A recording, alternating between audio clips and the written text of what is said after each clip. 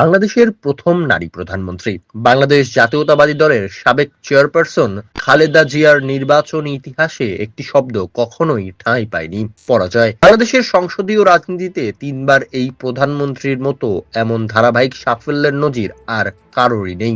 ১৯৯১ থেকে ২০০৮ এই ৫টি জাতীয় নির্বাচনে তিনি কখনো ভোটের মাঠে হারেননি। বগুড়া, ফেনী, লক্ষ্মীপুর, চট্টগ্রাম, ঢাকা কিংবা খুলনা নির্বাচনী এলাকা বদলেছে, কিন্তু ফলাফল বদলায়নি। ৫টি নির্বাচনে মোট ২৩টি আসন থেকে প্রার্থী হয়ে প্রতিটিতেই জয়ী হয়েছেন তিনি। ব্যালট পেপারে খালেদা জিয়ার নাম মানেই যেন জয়ের সমার্থক হয়ে উঠেছিল। ত্রয়োদশ জাতীয় সংসদ নির্বাচনে তাকে মনোনয়ন দেওয়ার ঘোষণা আসার পর প্রথমে ধারণা করা হয়েছিল তিনি শারীরিকভাবে সুস্থ হয়ে উঠবেন কিনা। সেই আশাতেই তাকে প্রার্থী করা হয়। তবে বিষয়টি শুধু শারীরিক সক্ষমতার প্রশ্নে সীমাবদ্ধ ছিল না, এর পেছনে ছিল আরো গভীর রাজনৈতিক বাস্তবতা। দল থেকে একমাত্র তাকেই একাধিক ৩টি আসনে প্রার্থী করার মধ্য দিয়ে বিএনপি স্পষ্ট করে দেয় জনপ্রিয়তায় তার সমকক্ষ আর কেউ নেই। এমনকি লাইফ সাপোর্টে থাকা অবস্থায় দলের সবচেয়ে গ্রহণযোগ্য ও শক্তিশালী প্রার্থী হিসেবে বিবেচিত হয়েছিলেন খালেদা জিয়া নিজেই। বাংলাদেশের গণতান্ত্রিক জাগরণের সঙ্গে তার রাজনৈতিক উত্থান জড়িয়ে আছে।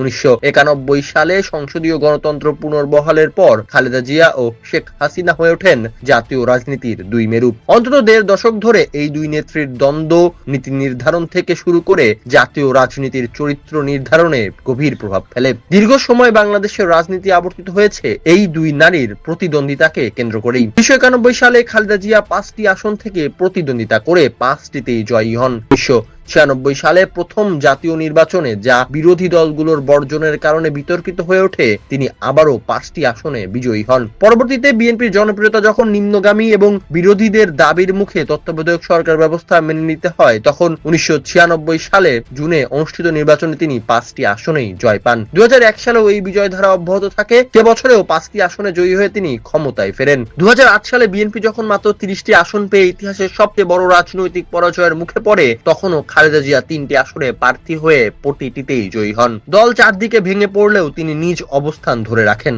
আর তার এই অপরাজেয় নির্বাচনী যাত্রার ইতি ঘটে ২০১৮ সালে। তবে সেটি ভোটের রায়ে নয়, আদালতের রায়ে। দুর্নীতির মামলায় দণ্ডিত হওয়ায় তিনি নির্বাচনের অযোগ্য ঘোষিত হন। সে বছর ১৯৯১ সালের পর প্রথমবার বিএনপি খালেদা জিয়ার নামে ছাপানো ব্যালট ছাড়া নির্বাচনে অংশ নেয়। ফেনী ১, বগুড়া ৬ ও বগুড়া ৭ আসনে তাকে মনোনয়ন দেওয়ার প্রস্তুতি থাকলেও তিনি তখন কারাগারে। এর প্রভাব পড়ে সারা দেশে। তার অনুপস্থিতিতে দলের প্রার্থীরা পিছিয়ে পড়েন। ৬ বছর পর আবারও তাকে মনোনয়ন দেওয়া হয়, তবে তখন প্রেক্ষাপট ছিল সম্পূর্ণ ভিন্ন। পরিস্থিতির কথা বিবেচনা করে তার আসনগুলোতে বিকল্প প্রার্থী প্রস্তুত রাখার খবরও গণমাধ্যমে আসে।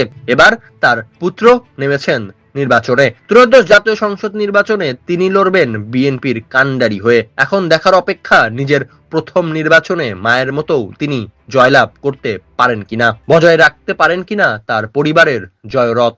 চলনবিল প্রবাহ, মা মাটি মানুষের কণ্ঠ।